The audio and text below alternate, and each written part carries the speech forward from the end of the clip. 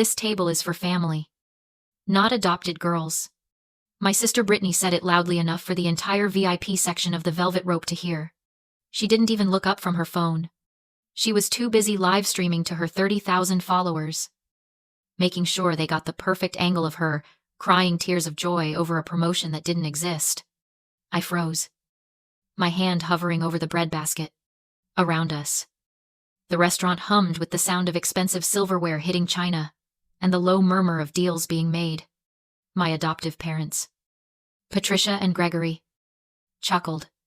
It was a practiced sound, light and dismissive, designed to smooth over the cruelty so the people watching wouldn't notice the jagged edges. Brittany snapped her fingers at me. Don't just stand there. Natalie, you're ruining the aesthetic. Go pay the bill and then find somewhere else to eat. We need family photos. The waiter appeared instantly, sensing the shift in power, like a shark smells blood. He placed the leather folder directly in front of me. I opened it. $3,800. For a dinner I hadn't eaten. For champagne I wasn't allowed to drink. For a celebration of a family that had just publicly disowned me for the 100th time. I looked at Patricia. She was busy adjusting her diamond earrings, the ones I knew she'd bought with money she claimed they didn't have. I looked at Gregory. He was pouring wine, studiously avoiding my gaze. And I looked at Brittany, who was now pouting for the camera, captioning her life with hashtags about blessings and gratitude. Something cold and final clicked into place inside my chest. It wasn't anger. It was clarity. I pulled out my credit card, the black one, the one I paid off every month with the salary I earned, photographing weddings I could never afford to have myself. I smiled at the waiter. I swiped the card. I signed my name with a flourish that felt like a signature on a death warrant. Then I stood up, smoothed my dress, and turned to leave. I didn't say goodbye. I didn't cause a scene. I just walked away. But I hadn't taken 3 steps before a voice cut through the ambient noise of the restaurant, sharp and precise as a scalpel. Just a moment. Please. It wasn't the waiter. It wasn't a manager. It was a voice I hadn't heard in 10 years. But one I would recognize anywhere. Before I tell you who screamed, and how that single swipe of my card destroyed their entire legacy, drop a comment. Where are you watching from right now? I want to see how far the truth travels. Aunt Catherine stepped into the frame of Brittany's live stream like an executioner dressed in Chanel. She didn't look at me. She didn't look at my adoptive parents. She looked directly at the camera phone propped up against the centerpiece. In her hand, she held a thick, leather-bound binder. She didn't hand it to anyone. She dropped it.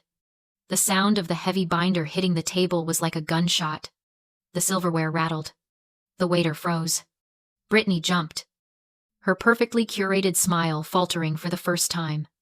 Excuse me, she snapped, her voice pitching high. We are filming.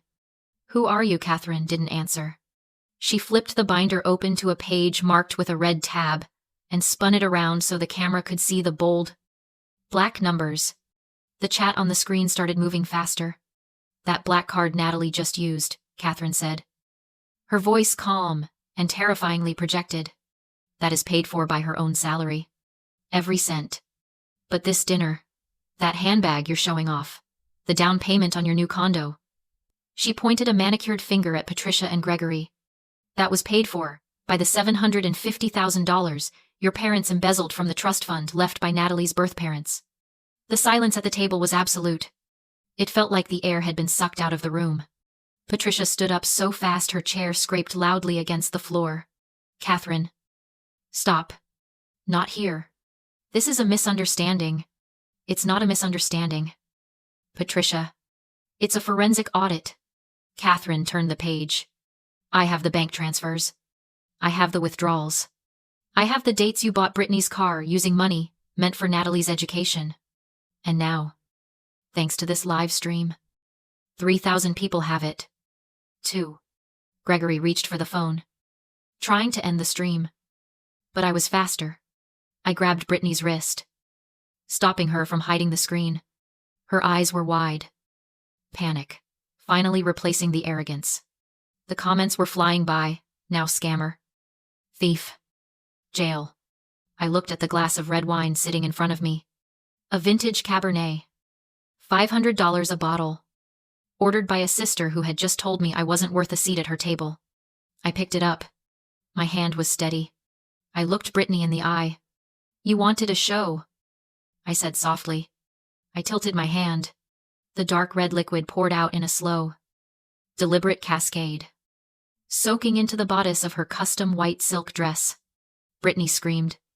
It was a raw, ugly sound that had nothing to do with aesthetics. I didn't flinch. I set the empty glass down on the audit report. I leaned into the camera, my face filling the frame. The party's over. Then I turned and walked out. The sound of Brittany's sobbing and Catherine's heels clicking on the marble floor following me out the door. We left them in the wreckage of their own making. And I didn't look back once. The valet brought my car around, and I slid into the driver's seat. The smell of rain and freedom hitting me the moment I closed the door. I didn't turn on the radio. I just drove, watching the city lights blur into streaks of neon and regret. My hands were shaking on the steering wheel. Not from fear, but from the adrenaline crash of finally saying no. For 20 years, I had been the silent partner in my own abuse. I had been conditioned to believe that my worth was transactional. If I paid enough, if I gave enough, if I made myself small enough, maybe they would finally see me as family. It started when I was 7. I remembered the first time Patricia told me I was lucky. We were in a department store. Brittany was getting a new dress for Easter. I was getting a hand-me-down from a cousin I'd never met. You're lucky we took you in, she'd said, smoothing the wrinkled fabric over my chest. Most people wouldn't want a child with baggage. I grew up believing that love was a debt I had to repay. Every meal, every pair of shoes, every moment of attention came with an invisible invoice. When I got my first job at 16, Gregory started charging me room and board. He called it a lesson in responsibility. I called it rent. I paid it because I was terrified that if I stopped, the lease on their affection would expire. I paid for Brittany's prom dress. I paid for the family vacation I wasn't invited to. I paid because I thought I was buying my way into their hearts. But tonight, staring at that bill in the restaurant, I realized I hadn't been buying love. I had been paying a ransom for a hostage that didn't exist. The realization hit me harder than the audit report. I wasn't weak. I was trained, like a dog that flinches before the hand is even raised. But tonight, the dog bit back, and for the first time in my life, the taste in my mouth wasn't shame. It was iron. It was the taste of a chain breaking. I merged onto the highway. Pressing down on the accelerator, the city faded behind me, a glittering monument to everything I was leaving behind. I wasn't going home to cry. I was going home to plan, because Aunt Catherine was right. The party wasn't just over. It was time for the cleanup, and I knew exactly where to start sweeping. I didn't expect an apology, but I expected silence. Shame. Maybe. Instead, my phone lit up at 7 a.m. with a notification. Brittany had posted a new video. It was edited. Of course. The part where she mocked me was gone. The part where Catherine slammed the binder down was cut. All that remained was a clip of me pouring wine on her dress, looped in slow motion, with a caption that read, "Sometimes the people you try to help are the ones who hurt you the most. Praying for my sister's mental health." It already had 10,000 likes. Then came the text from Patricia. "You ungrateful brat. We took you in when no one wanted you. That money was reimbursement for 18 years of raising you. Don't bother coming back until you're ready to apologize." I laughed. It was a dry, hollow sound in my empty apartment. I typed out a formal demand letter, attaching the forensic audit Catherine had given me. Return the $750,000 stolen from the trust, or face criminal charges. I hit send. 5 minutes later, Gregory called. I put it on speaker. "You think you're smart," he sneered, his voice thick with the arrogance of a man who believes he's untouchable. "Go ahead. Sue us. You know what you'll find, nothing. We spent the cash years ago. Cars. Vacations. Renovations. It's gone. Then, I'll take your assets. I said calmly. Good luck. He laughed. We filed for Chapter 7 bankruptcy this morning. The paperwork is already in. Our assets are frozen. We're judgment-proof. Natalie, you're just an unsecured creditor at the bottom of a very long list. You'll get $0. He hung up. I stared at the phone. They had planned this. They knew the audit was coming eventually. And they had built a shield of debt and legal loopholes to hide behind. They weren't just cruel. They were calculating. I felt a surge of nausea. They had stolen my future. Spent it on a lifestyle they couldn't afford. And now they were using the law to wash their hands of the crime. I was going to lose. I was going to walk away with nothing but a stained dress and a viral video painting me as the villain.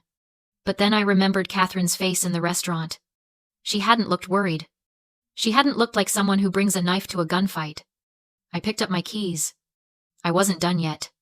3 months of silence followed. I used it to rebuild.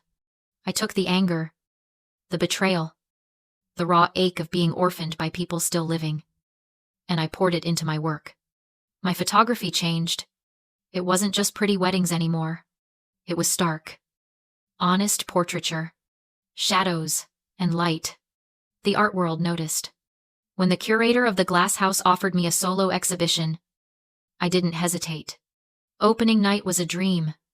The gallery was packed with investors, critics, and the kind of people my parents had spent their lives trying to impress, but never could. I stood in the center of the room, holding a glass of champagne, watching red sold dots appear next to my prints, like measles of success. For the first time in months, I wasn't the girl who paid for a dinner she couldn't eat. I was Natalie, the artist. I was whole. I was safe. Then the blue lights washed over the white walls. They flashed through the front windows, silent and strobe-like, cutting through the ambient warmth of the gallery. The conversation died instantly. A hush swept across the room, heavy and confused. The front door opened, and 2 uniformed officers stepped inside. Behind them walked Brittany. She wasn't wearing the stained white dress this time. She was wearing a modest black suit. Looking every inch, the terrified victim. She pointed a shaking finger at me. That's her, she whispered, loud enough for the investors to hear. That's the woman who threatened to kill me.